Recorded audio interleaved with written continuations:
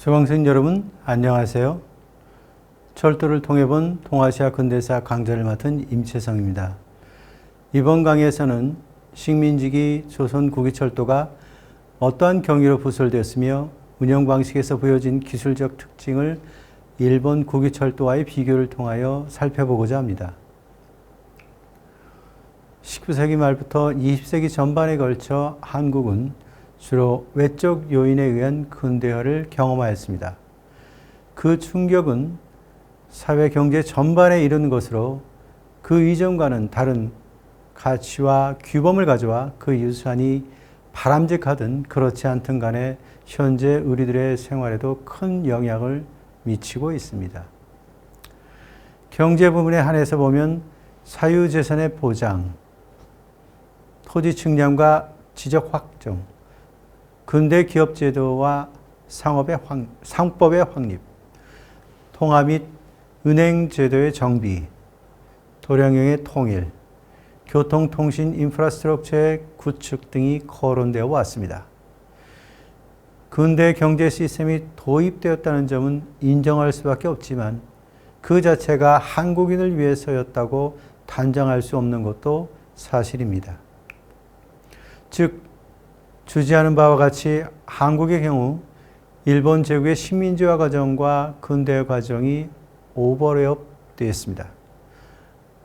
그러나 실태로서는 완전히 오버랩되어 있음에도 불구하고 근대화와 식민지화는 당시 한국인에 있어서 상반되는 개념이었으며 현재 연구사에서도 논의를 구분하는 양축이 되고 있습니다.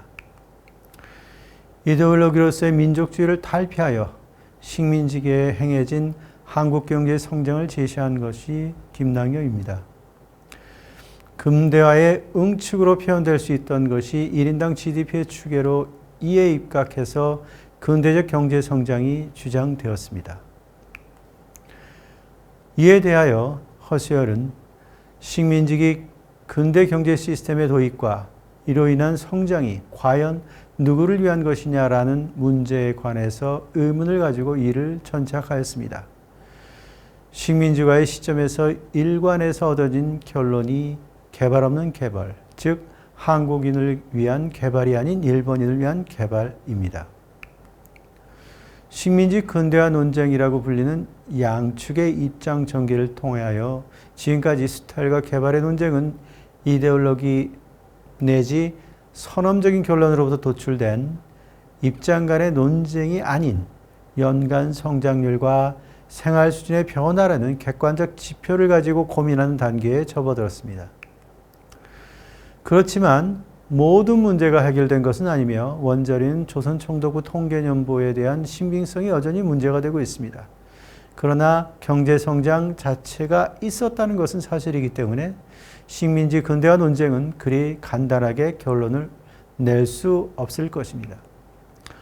앞으로 새로운 자료의 발굴과 새로운 분석 방법을 통해서 논의가 심화될 것으로 생각되지만 이 논쟁의 근본은 역사적으로 구현된 근대화와 식민지화라는 두 가지 개념 가운데 그 한쪽을 강조하는 것과 관련되어 있습니다. 이러한 점에서 논쟁을 생산적인 것으로 전진시키기 위해서는 식민지화와 근대화의 양면이 어떻게 오버랩되어 있는가, 혹은 양 측면의 접점 내지 인터페이스가 어떠한 것인가를 명확히 하는 것도 중요할 것입니다. 특히 근대 경제 시스템의 도입을 생각할 때 유의하지 않으면 안 되는 것은 종래는 없었던 다양한 제도를 나열해서는 안 된다는 것입니다.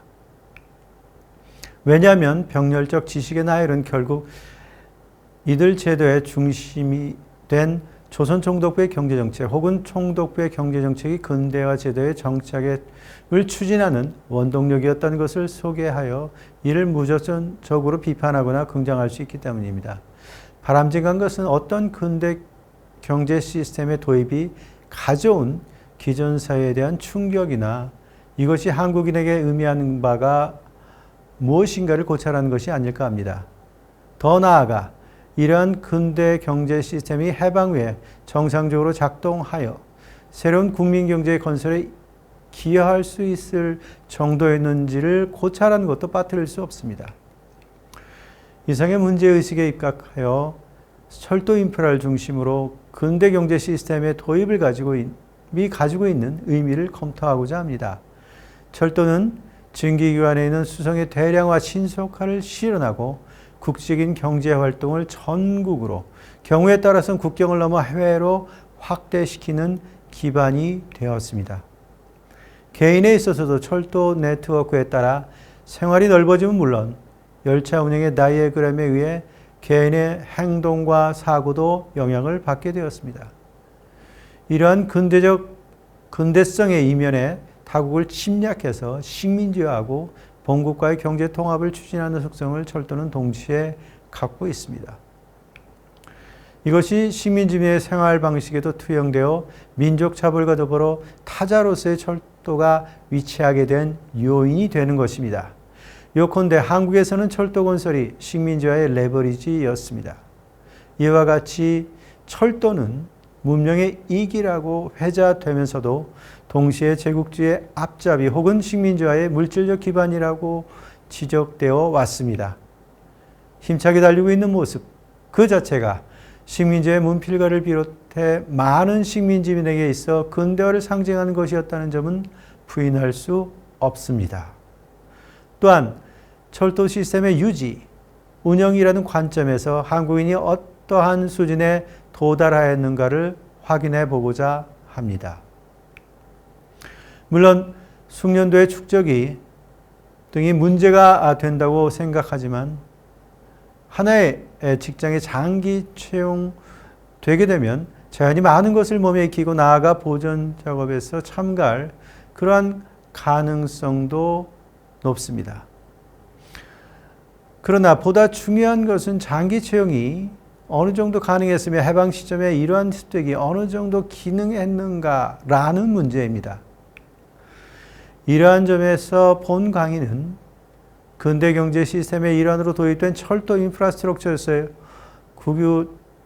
조선 국유철도에 주목하여 이것이 경제 전반에 미친 영향과 함께 한국인에게 철도 운영 시스템이 의미한 바를 살펴볼 것입니다.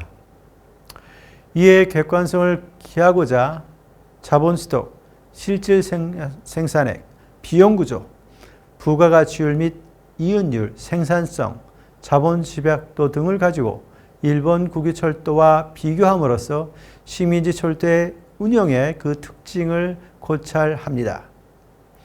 해방 시점에서 철도가 조선인만으로 제대로 기능할 수 있었는지 살펴보겠습니다. 다음 시간에는 우선 근대 경제 시스템으로서의 철도가 조선에서 어떻게 시작되었는가를 검토하도록 하겠습니다. 조선에서의 철도 건설은 조선의 식민지화와 밀접하게 관계하고 있었습니다.